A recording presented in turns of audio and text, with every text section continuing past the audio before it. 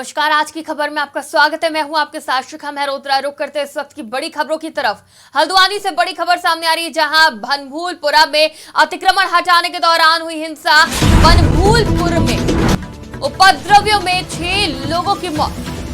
ये बड़ी खबर आपको बता रहे हैं, जहां उपद्रव के दौरान 6 लोगों की मौत हो गई है। हिंसा में 300 से ज्यादा लोग घायल हुए हैं। बड़ी संख्या में पुलिस के जवान तैनात किए गए हैं। गंभीर घायलों को अस्पताल में पहुंचाया गया है। बड़ी खबर आपको बता रहे हैं, जहां उपद्रवियों ने आग के हवाले किया हल्द्वानी शहर में अगले आदेश तक कर्फ्यू लगाया गया। इंटरनेट सेवाएं भी पूरी तरीके से बंद की गई हैं। सभी सरकारी गैर सरकारी स्कूल भी बंद रहेंगे। डीएम ने स्कूलों को बंद रखने का आदेश दिया है। उपद्रवियों को चिन्हित किया जा रहा है।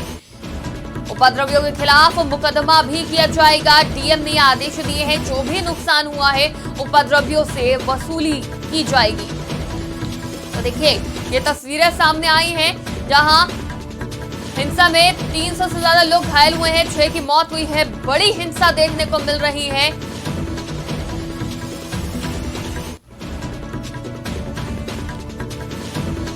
कई वाहनों को उपद्रवियों ने आग के हवाले किया। तस्वीरों में भी आप देख सकते हैं किस तरह से हिंसा भड़काई गई। बनभूलपुरा में अतिक्रमण हटाने के दौरान ये हिंसा हुई है। बनभूलपुरा में हुए उपद्रव में 6 लोगों की मौत हो गई है। हिंसा में 300 से ज्यादा लोग घायल हुए हैं। बड़ी संख्या में पुलिस के जवान गंभीर हुए। वाहनों को उपद्रवियों ने आग के हवाले कर दिया है। आपको बता दें कि इस हिंसा में कई पुलिसकर्मी भी घायल हो गए हैं। खबर पे ज्यादा जानकारी के लिए संवाददाता अवनीश श्रीवास्तव हमारे साथ जुड़ चुके हैं। अवनीश, जिस तरह से ये खबर सामने आई है, हल्द्वानी में हिंसा भड़की है, उसके बाद उसमें कई लोग घायल हुए हैं, 6 लोगों की मौत हो गई है। मौजूदा वक्त में कैसे हालात हैं? तुम्हारा संपर्क नहीं हो पा रहा है, फिर से जुड़ने का प्रयास करेंगे, तमाम जानकारी हासिल करेंगे। तो देखिए, हल्द्वानी की तस्वीर आपको दिखा रहे हैं, जहां अतिक्रमण हटाने के दौरान हिंसा हुई है। बनभूलपुरा का ये मामला है, जहां उपद्रव में 6 लोगों की मौत हो गई है और इस हिंसा में 300 से ज्यादा लोग घायल हो गए हैं। बड़ी संख्या में पुलिस के जवान भी गंभीर रूप से घायल हो गए हैं। वाहनों को उपद्रवियों ने आग के हवाले किया है। हल्द्वानी शहर में अगले आदेश तक कर्फ्यू लगाया गया है। इंटरनेट सेवाएं भी पूरी तरीके से बंद कर दी गई हैं। सभी सरकारी गैर सरकारी स्कूल भी बंद रहेंगे। डीएम ने आदेश दिया है स्कूलों को बंद रखने का। उपद्रवियों को चिन्हित किया जाएगा। उपद्रवियों को चिन्हित किया जा रहा है। उनके खिलाफ मुकदमा भी किया जाएगा। जो भी नुकसान हुआ है उपद्रवियों से वसूला जाएगा। खबर पर ज्यादा जानकारी के लिए संवाददाता अवनीश श्रीवास्तव हमारे साथ जुड़ चुके हैं। अवनीश, हल्द्वानी में हिंसा भड़की है, 300 से ज्यादा लोग घायल हैं, 6 की मौत हो गई है। मौजूदा वक्त में क्या अपडेट मिल पा रहा है? देखिए शिखा, उत्तराखंड की हल्द्वानी हिंसा की आग अब जल उठा है, जिसमें नैनीताल जिले में हल्द्वानी के बनभूलपुरा इलाके में उस वक्त हिंसा की चिंगारी भड़क उठी, जब नगर निगम अतिक्रमण हटाओ अभियान चल रहा था। हिंसा की आग इतनी भयावह थी कि पूरी शहर वहां पर जल उठा। इस हिंसा में अभी तक 6 लोगों के मारे जाने की खबर आ रही है, मगर प्रशासन अभी तक एक की ही मौत की पुष्टि कर रही है। हालांकि ये हल्द्वानी में दंगाइयों को देखते हुए गोली मारने का आदेश भी जारी कर दिया गया है हाई कमान से, कि जो भी अराजक तत्व है, जो भी सरकारी संपत्तियों को नुकसान पहुंचाए हैं, जो भी पुलिस कर्मियों पे पथराव किए हैं, जो गाड़ियों में तोड़फोड़ और आगजनी जैसे इन तमाम घटनाओं को जो अंजाम दिए हैं, उन्हें शूट करने का आदेश दिया गया है। अभी तक बहरहाल इस पूरे हिंसा में अब तक 100 से अधिक लोग घायल हुए हैं और पुलिस स्थिति को कंट्रोल करने में जुटी है। फिलहाल पूरे इलाके में तनाव का माहौल बना हुआ है। दरअसल हल्द्वानी के जो ये बनभूलपुरा क्षेत्र में जो बीते गुरुवार में जो नगर निगम के द्वारा जो अवैध रूप से जो मदरसे थे, जो निर्मित मदरसे थे और मस्जिद थे, उन पे जेसीबी मशीनें से ध्वस्त किया गया था। इस एक्शन का रिएक्शन जो है कि आपको उत्तराखंड में देखने को मिला है। हालांकि तस्वीरें भी साफ बयां करती है कि पूरी तरीके से हल्द्वानी में हिंसक जैसी स्थिति पैदा हो गई है। माहौल इतना तनावपूर्ण हो गया है कि वहां पर कर्फ्यू भी लगा दिया गया है। हालांकि दंगाइयों को देखते हुए गोली मारने के आदेश तो दिए गए। पुलिस के माने तो घटना में 100 से अधिक लोग घायल हुए हैं। हालांकि अनुमान जो अधिकारियों द्वारा जो शामिल है कि इसका कहना है कि शहर के बनपुलपुरा इलाके में हिंसा के बाद अस्पताल में जो घायल है उनका इलाज जारी है और पुलिसकर्मी 100 से अधिक पुलिसकर्मी वहां पे घायल हुए। नगर पालिका कर्मचारी भी घायल हुए हैं मदरसे के विध्वंस के कार्रवाई में जो शामिल थे वहां पर। शिखा, अवनीश, उपद्रवियों को गोली मारने के आदेश दे दिए गए हैं, लेकिन अगर बात करें हिंसा की आग की तो ये कैसे भड़की? माना जा रहा है कि अवैध मस्जिदों पर जब कार्रवाई हुई तो उसके बाद लोग आक्रोशित हो गए। बिल्कुल निश्चित तौर पे देखिए शिखा, मैंने जैसा कि बताया कि जो निर्मित जो मदरसे थे, जो मस्जिदें थी, वहां पर जब नगर निगम के कर्मचारी पुलिसकर्मी द्वारा और आला अधिकारी द्वारा जब वहां पर पहुंचते हैं और जब अतिक्रमण हटाओ का जब अभियान चलाते हैं, उस बीच कुछ अराजक तत्वों द्वारा वहां पर पत्थरबाजी की जाती है और ये हिंसा की आग इतनी उड़ गई कि वो एक भयानक रूप देखने को हल्द्वानी में मिला है, जहां पर हजारों को तादाद में जो उपद्रवी थे वो पुलिस कर्मियों पर पथराव करना शुरू कर दिए। जो वहां पर जो गाड़ियां मौजूद थी उसमें तोड़फोड़ करना शुरू कर दिया, आगजनी करना शुरू कर दिया, जिसमें सैकड़ों लोग घायल हो गए, जिसमें पुलिस कर्मचारी भी हैं, नगर निगम के भी कर्मचारी हैं। हालांकि वहां की स्थितियों को देखते हुए जो विद्यालय थे उनको 1 से 12 तक के सभी विद्यालयों को बंद कर दिया गया है। इस बीच मुख्यमंत्री जो पुष्कर सिंह धामी है, इस मामले को गंभीरता देखते हुए राजधानी देहरादून में उच्च स्तरीय बैठक भी बुलाकर हालात की समीक्षा की है। हालांकि अराजक तत्वों द्वारा सख्ती से निपटने के लिए अधिकारियों को निर्देश भी दिया गया है और उनको जो है कि गोली मारने का आदेश भी दिया गया है। इलाके में भारी संख्या में पुलिस बलों को तैनात किया गया है। कुल मिलाकर इलाके में पूरी तरह से लॉकडाउन वाली स्थिति, जिस तरीके से कोरोना काल में लॉकडाउन वाली स्थिति थी, वही स्थिति आपको उत्तराखंड के हल्द्वानी में देखने को मिल रहा है। वहां पर कर्फ्यू लगा दिया गया, 144 की धारा वहां पर लागू है कि किसी भी तरीके से जो है कि अराजकता पे निरंकुश लगाया जा सके।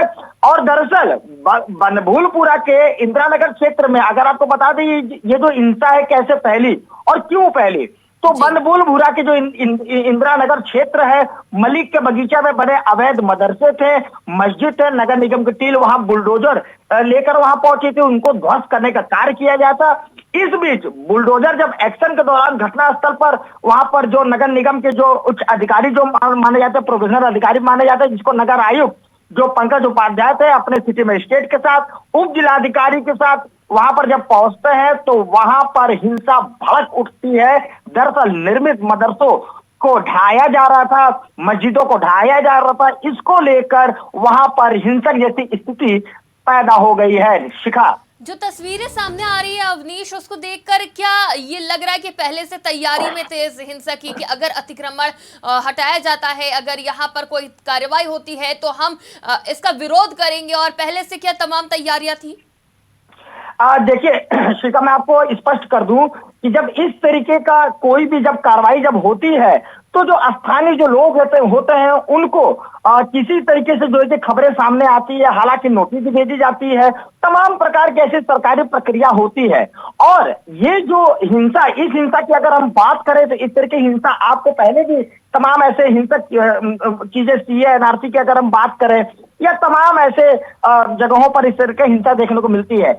ये एक सोची समझी साजिश के तहत भी इसको कहा जा सकता है कि अगर इस तरीके का अगर मदरसे या मस्जिदों पर अगर अतिक्रमण चलेगा या बुलडोजर से अगर ढाया जाएगा पुलिस प्रशासन द्वारा और कर्मचारियों द्वारा विभागीय, तो इस पे कहीं ना कहीं सोची समझी साजिश का भी बातें जो है कि कहा जा सकता है कि अगर इस तरीके की बातें के सामने आती है तो हिंसा का रूप दिया जा सकता है।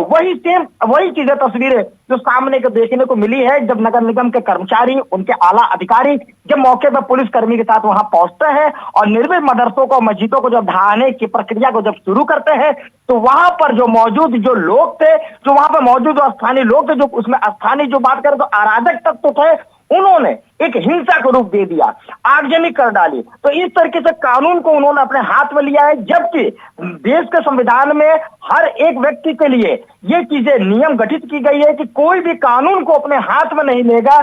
सरकारी संपत्तियों का नुकसान करना और जान मान की हानि करना, इसको लेकर सरकार ने कहीं ना कहीं एक बड़ा एक्शन लिया है कि तमाम लोग वहां पर घायल हुए हैं, सैकड़ों लोग वहां पर घायल हुआ है। हालांकि 6 लोगों की मौत होने की जो बातें सामने आ रही है, हालांकि आधिकारिक तौर पर इसका भी ऐलान अभी नहीं हुआ है। हालांकि नगर निगम कर्मियों को भी जो कि पथराव हुआ, पत्रकारों पर भी वहां पर पथराव हुआ है। जो वहां पर स्थानीय जो पत्रकार वहां जो कवरेज के लिए गए थे वो भी वहां पर चोटिल हुए, जिसमें 60 से अधिक लोग जो वहां पर घायल हुए। इस तरीके की तमाम बातें सामने आ रही है। शिखा जी बिल्कुल, बहुत बहुत शुक्रिया हमारे साथ जुड़ने के लिए, तमाम जानकारी के लिए। इस खबर पर हमारे साथ संवाददाता अमनीश श्रीवास्तव जुड़े हुए हैं। हल्द्वानी से एक खबर आपको बता रहे हैं, जहां बनभूलपुरा में अतिक्रमण हटाने के दौरान हिंसा हुई। इसके बाद से अब कर्फ्यू लगा दिया गया है, इंटरनेट सेवा को बंद कर दिया गया है, स्कूलों को बंद कर दिया गया है और एक्शन जारी है उन लोगों के ऊपर जो इस हिंसा को भड़काने में शामिल थे। उन्हें गोली मारने तक के आदेश दे दिए गए। रुक करते अगली खबर की तरफ। प्रयागराज में माघ मेले का तीसरा प्रमुख स्नान पर्व आज मौनी अमावस्या पर श्रद्धालु लगा रहे आस्था की डुबकी। लाखों श्रद्धालु आज त्रिवेणी संगम में लगा रहे डुबकी। गंगा यमुना के तट पर कुल 12 स्नान घाट बनाए गए। घाटों पर जल में डीप वाटर बैरिकेडिंग भी की गई है। प्रशिक्षित गोताखोरों को घाटों पर लगाया गया है ताकि किसी भी अप्रिय घटना को रोका जा सके। तस्वीरें आप देख सकते हैं किस तरह से आस्था का हुजूम यहाँ पर प्रयागराज में उमड़ पड़ा है। आज मौनी अमावस्या है और भोर से ही श्रद्धालुओं का तांता प्रयागराज के संगम में स्नान के लिए, डुबकी के लिए लग रहा है। तस्वीरें आपकी स्क्रीन पर हैं, आप देख सकते हैं किस तरह से बड़ी संख्या में हर वर्ग के लोग आस्था की डुबकी लगाने प्रयागराज के त्रिवेणी संगम पहुंच रहे हैं। के लिए संवाददाता नंदलाल गुप्ता हमारे साथ जुड़ चुके हैं। नंदलाल, प्रयागराज में किस तरह की व्यवस्थाएं देखने को मिल रही है? आज बड़ी संख्या में श्रद्धालु पहुंच रहे हैं त्रिवेणी संगम में आस्था की डुबकी लगाने के लिए, तो जो पहले से तैयारी करी गई थी उसके बारे में जानकारी चाहेंगे। बिल्कुल, अगर बात किया जाए प्रयागराज, जो कि प्रयागराज उत्तर प्रदेश नहीं विश्व में जाना जाता है, और यही प्रयागराज का नाम इसके पहले जब महाकुंभ लगा था तो विदेश और कई देशों के सैलानी आए थे। और आज जो माघ मेला 2024 का सबसे प्रमुख स्नान मौनी अमावस्या का स्नान है, और जो कि यहाँ पर देखा जाए जो यहाँ पे भीड़ है इतनी है कि चरम सीमा पर है। और जहाँ रात्रि के 12:15 प्रथम योग से ही स्नान चालू हो गया था, श्रद्धालु स्नान करते देखे गए थे। वहीं पर इस बार मेला प्रशासन के द्वारा कई वीवीआईपी घाट बनाए गए हैं ताकि किसी भी दर्शनार्थी को, चाहे वो इलाहाबाद के हो चाहे उत्तर प्रदेश किसी कोने से हो, यहाँ तक कि विदेशी सैलानी भी आए हैं गंगा स्नान करने, गंगा माँ की आस्था को डुबकी लगाने आए हैं। क्योंकि त्रिवेणी संगम ऐसा यह जगह है जहाँ पर देश ही नहीं विदेश के लोग आते हैं। और यहाँ पर देखा जाए मुख्य स्नान घाट क्षेत्रों में श्रद्धालुओं की भारी भीड़ रात देर से ही देखी जा रही है। संगम क्षेत्र में खास तौर से संगम नोद बनाया गया है जो कि वीवीआईपी घाट कहा जाता है, और सभी श्रद्धालु चाहते हैं कि हम लोग वीवीआईपी घाट पर स्नान करें। फिलहाल सुरक्षा का पुख्ता इंतजाम किया गया है, समुचित व्यवस्था किया गया है। प्रशासन का कहना है कि जिस प्रकार से प्रयागराज में आज भीड़ उमड़ी है तो कहीं न कहीं आस्था का जनसैलाब है। और यहाँ पर इतनी ठंड के बावजूद भी यहाँ पर जगह जगह अलाव का व्यवस्था किया गया था। इस विषय पर जानकारी देते हुए DIG SSP Magh Mela doctor Raju मिश्र ने बताया कि सुरक्षा के यहाँ पूरा व्यवस्था किया गया है और जल पुलिसकर्मी लगाए गए हैं ताकि किसी प्रकार किसी की दिक्कत न हो। सीसीटीवी सहित अन्य उपकरणों की सुरक्षा व्यवस्था किया गया है, किसी प्रकार की कोई अनहोनी न हो। एजेंसियां भी लगाई गए हैं दिखा। लेकिन जिस प्रकार से माघ मेले में दूर दराज से प्रदेश के कोने कोने से विदेशी सैलानी भी आ रहे हैं। और आज वहीं पर बात किया जाए इटली से माघ मेला में 11 पर्यटकों के समूह ने गंगा स्नान किया है। गंगा जमुना सरस्वती के पावन धरती पर उन्होंने आके अपने आप को धन्य कहा है। वहीं पर इटली के विभिन्न स्थानों से भारत भ्रमण पर आई 11 पर्यटकों के समूह ने माघ मेला के आयोजन के बारे में एक वीडियो जारी किया है। और आज मौनी अमावस्या स्नान के अवसर पर वह प्रातः काल स्नान किए और उसके बाद वहां भ्रमण करने के बाद अपने जो उनके साथ में जो उनके गाइड थे उनके द्वारा वीडियो बनाया गया। और वीडियो में उन्होंने लिखा है कि थैंक यू यूपी पुलिस। तो कहीं न कहीं ये बहुत बड़ी उपलब्धि है प्रदेश सरकार और केंद्र सरकार की जो व्यवस्था किया गया है प्रदेश के मेहमानों के साथ साथ जो विदेशी मेहमान आ रहे हैं उनका कहना है कि थैंक यू यूपी पुलिस। कहीं न कहीं उत्तर प्रदेश की जो योगी की पुलिस है विदेशी मेहमानों के साथ अच्छा व्यवहार कर रही है, उनको उनके गंतव्य तक पहुंचाने का काम कर रही है। और अभी तक देखा जाए जो मेला प्रशासन के द्वारा जानकारी मिला है करीब करीब 22 से 25 लाख श्रद्धालु आस्था की डुबकी संगम में लगा चुके हैं और सुरक्षा व्यवस्था का चाक चौबंद व्यवस्था किया गया है। और इस तरह को देखते हुए मेले में जो भारी वाहन थे उनको प्रतिबंधित किया गया है, रोड डाइवर्जन किया गया है। तो कहीं न कहीं जो मेला है ऐतिहासिक मेला होगा और अभी तक क्या ऐसी कोई घटना नहीं हुई है जिससे कि किसी दर्शनार्थी को किसी शरणार्थी को वहां दिक्कत हो। तो मेला प्रशासन का जो यह मेला का जो कार्य चल रहा है कहीं न कहीं जो वहाँ दर्शनार्थी हैं काबिल तारीफ बताया जा रहा है। जी नंदलाल, प्रयागराज में बड़ी संख्या में लोग पहुंच रहे हैं, ऐसे में रूट डाइवर्ट किए गए हैं। कौन कौन से ऐसे मार्ग है जिसे डाइवर्ट किया गया है? अगर दूसरे शहर से लोग अपनी गाड़ियों से आ रहे हैं तो उनको कहाँ रोक दिया जा रहा है, कितनी दूरी पर रोका जा रहा है, ये जानकारी भी दे दीजिए। बिल्कुल, अगर बात किया जाए रूट डाइवर्जन की तो जो आपके बनारस से आने वाले लोग हैं जो संगम स्नान करने के लिए प्रयागराज जा रहे हैं तो यह शास्त्री ब्रिज है, वहां से अंदावा एक चौराहा पड़ता है, करीब करीब गंगा स्नान से 5 से 7 किलोमीटर पहले गाड़ियों का डाइवर्जन कर दिया गया है ताकि गाड़ियां मेला में न जा पाए क्योंकि पदयात्री चल रहे हैं। जैसा कि वीडियो में आपने देखा होगा जो पीपे का पुल है उस पर लाखों की संख्या में लोग चींटी की तरह रेंग रहे हैं क्योंकि इतना वहां पे भीड़ है। पुलिस इसके पहले भी रूट डाइवर्जन करने का पूर्वाभ्यास किया था ताकि भीड़ को काबू में किया जा सके। वहीं पर जो एमपी से आने वाले लोग हैं रीवा रोड पर नैनी चाक घाट से पहले ही करीब वहां से 10 किलोमीटर पहले ही रूट को डाइवर्जन किया गया है और प्रतापगढ़ कौशाम्बी से आने वाले लोगों को कानपुर रोड पर मेले से करीब 10 से 12 किलोमीटर पहले ही डाइवर्जन किया गया ताकि किसी भी दर्शनार्थी को दिक्कत न हो। जो छोटे 4 पहिया वाहन है, ई रिक्शा और ऑटो चालकों को मेले में जाने का परमिशन दिया गया है ताकि जो भी दर्शनार्थी दूर दराज से आ रहे हैं उनको ज्यादा पैदल चलना न पड़े। जी बिल्कुल, बहुत बहुत शुक्रिया हमारे साथ जुड़ने के लिए, तमाम जानकारी के लिए। इस खबर पर हमारे साथ संवाददाता नंदलाल गुप्ता जुड़े हुए थे। तो प्रयागराज में माघ मेले का तीसरा प्रमुख स्नान है जिसके चलते आस्था का सैलाब देखने को मिल रहा है प्रयागराज में, तो वहीं सुरक्षा व्यवस्था चाक चौबंद करी गई है। अगली खबर का रुख करते हैं अयोध्या से। अगली बड़ी खबर है जहां आज रामनगरी अयोध्या आएंगे अमिताभ बच्चन। सिविल लाइन में प्रतिष्ठान के उद्घाटन में शामिल होंगे सदी के महानायक। शाम 5 बजे आज अयोध्या आएंगे अमिताभ बच्चन। ये बड़ी खबर आपको बता रहे हैं जहां रामनगरी अयोध्या आएंगे सदी के महानायक अमिताभ बच्चन। सिविल लाइन में प्रतिष्ठान के उद्घाटन में होंगे शामिल। शाम 5 बजे अयोध्या आएंगे अमिताभ बच्चन। आमंत्रित किया गया है प्रतिष्ठान के उद्घाटन के लिए सदी के महानायक अमिताभ बच्चन को, जिसमें शामिल होने जिसका उद्घाटन करने खुद अमिताभ बच्चन आ रहे हैं प्रभु श्री राम की नगरी अयोध्या। आपको बता दें कि प्रभु श्री राम लला की प्राण प्रतिष्ठा के दौरान भी अमिताभ बच्चन अपने बेटे और सुपरस्टार अभिषेक बच्चन के साथ राम लला के दर्शन करने, उनकी प्राण प्रतिष्ठा कार्यक्रम में शामिल होने अयोध्या आए थे। उसके बाद अब आज रामनगरी अयोध्या आ रहे अमिताभ बच्चन। सिविल लाइन में प्रतिष्ठान के उद्घाटन में शामिल होने आ रहे हैं अमिताभ बच्चन।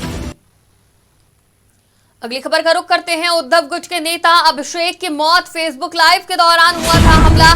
महाराष्ट्र में उद्धव ठाकरे नीत शिवसेना नेता अभिषेक घोसालकर की गुरुवार शाम को गोली मारकर हत्या कर दी गई। हत्या के आरोपी की पहचान मॉरिस के रूप में हुई है। मिली जानकारी के अनुसार आरोपी ने भी खुद को गोली मार ली है। ये पूरी घटना फेसबुक लाइव के दौरान घटी। आरोपी अपने फेसबुक आईडी से पीड़ित के साथ लाइव कर रहा था। जैसे ही उन्होंने अपनी बात खत्म की, मॉरिस ने उन्हें सामने से गोली मार दी। पुलिस घटना की छानबीन में जुट गई है। ये बड़ी खबर आपको बता रहे हैं जब फेसबुक लाइव के दौरान हत्या को अंजाम दिया गया है। उद्धव गुट के नेता की मौत हुई है। उद्धव गुट के नेता अभिषेक की मौत हुई है। फेसबुक लाइव के दौरान हुआ था हमला।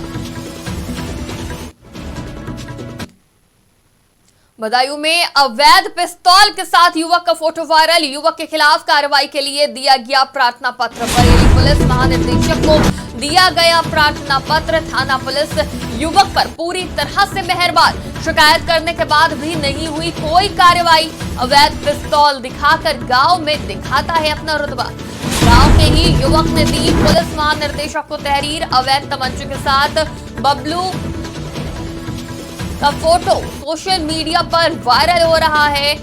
हजरतपुर थाना क्षेत्र के अंतर्गत पीपला गांव का ये मामला है। यहाँ अवैध हथियार को लहराते उसके साथ फोटो लेते अब ये युवक वायरल हो रहा है, जिसकी शिकायत भी करी गई है ताकि इस पे कार्रवाई हो सके, लेकिन पुलिस इस पर मेहरबान नजर आ रही है।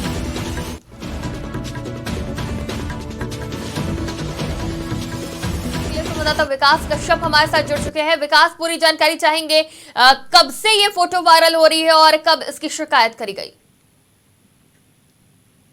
शिकायत हम आपके लिए बता दें, पूरा मामला हजरतपुर थाना क्षेत्र के अंतर्गत पीपला गांव का है, जहां पर अवैध पिस्तौल के साथ एक युवक का फोटो सोशल मीडिया पर वायरल हो रहा है। बरेली पुलिस महानिदेशक के युवक के खिलाफ कार्रवाई के प्रदर्शन प्रार्थना पत्र भी दिया गया है। थाना पुलिस युवक पर नहीं मेहरबान नजर आ रही है। हालांकि इसके खिलाफ और भी मुकदमे पंजीकृत है, मगर आज तक इस पर कोई कार्रवाई नहीं हुई है। जी बिल्कुल, बहुत बहुत शुक्रिया हमारे साथ जुड़ने के लिए। तमाम जानकारी के लिए इस खबर पर हमारे साथ संवाददाता विकास कश्यप जुड़े हुए थे। तो बदायूं में अवैध पिस्तौल के साथ युवक का फोटो वायरल हो रहा है। युवक के खिलाफ कार्रवाई के लिए प्रार्थना पत्र भी दिया गया। बरेली पुलिस महानिदेशक को प्रार्थना पत्र दिया गया, लेकिन युवक पर कोई भी कार्रवाई नहीं हो रही है और पुलिस की मेहरबानी युवक पर बताई जा रही है। अगली खबर का रुख करते हैं। दंतेवाड़ा में सुरक्षा बलों को मिली बड़ी सफलता। नक्सलियों के नापाक मंसूबों पर सुरक्षा बलों ने फेरा पानी। नाकाम किया मंसूबों को नक्सलियों ने लगाया था 10 किलो का कमांड कंट्रोल आईईडी। सूचना मिलते ही बीडीएस टीम, पुलिस और सुरक्षा बल ने किया सर्च ऑपरेशन। बीडीएस टीम ने डिटेक्ट कर डिस्पोज किया आईईडी। दंतेवाड़ा के किरंदुल थाना क्षेत्र का ये मामला है, जहां किरंदुल थाना क्षेत्र के ग्राम हिरोली रोड का निर्माण कार्य चल रहा था, जहां सुरंग में लगे पुलिस पार्टी को नुकसान पहुंचाने के लिए नक्सलियों ने हिरोली रोड के किनारे से सुरंग बनाकर रोड के बीच में लगभग 10 किलो का कमांड कंट्रोल आईईडी लगा दिया था, जिसकी सूचना मिलते ही बीडीएस टीम, थाना किरंदुल पुलिस, साथ ही सीएएफ और संयुक्त बल द्वारा नक्सलियों द्वारा लगाए गए आईईडी को सर्च किया गया और उसे डिस्पोज किया गया। किसी प्रकार की कोई जानमाल की हानि नहीं हुई है। नक्सलियों के नापाक इरादों पर सुरक्षा बलों ने पानी फेर दिया है और अब आगे की कार्रवाई की जा रही है। मुंगेली में तेज रफ्तार का कहर देखने को मिला। अनियंत्रित स्विफ्ट कार नहर में गिरी। घटना स्थल पर ही युवक की हुई दर्दनाक मौत। हादसे में 2 लोग गंभीर रूप से घायल। अनियंत्रित स्विफ्ट कार के नहर में गिरने से युवक की घटनास्थल पर ही दर्दनाक मौत हो गई है। मुंगेली में तेज रफ्तार का कहर देखने को मिला है। अनियंत्रित स्विफ्ट कार नहर में गिरी। घटनास्थल पर ही युवक की दर्दनाक मौत, 2 लोग घायल। मुंगेली से ये बड़ी खबर आपको बता रहे हैं। इस वक्त की बड़ी खबरों में फिलहाल इतना ही। देश और दुनिया की तमाम खबरों के लिए देखते रहिए आज की खबर।